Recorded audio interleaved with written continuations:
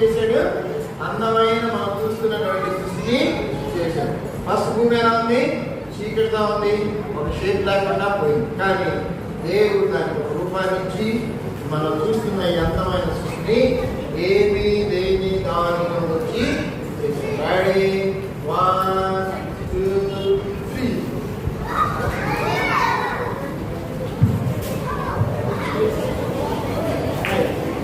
అందమైన సృష్టిని దేవుడు ఏమీ లేని దానం చేశాడు. ఎవరి కోసం చేశాడు? మనిషి కోసం చేసి ఏం చేశాడంటే, హలో ఆడమ్, హలో ఈవ్, మీరు లీడర్స్, మీరెవరు? లీడర్స్. దీన్ని మొత్తం పరిపాలన చేయండి అని.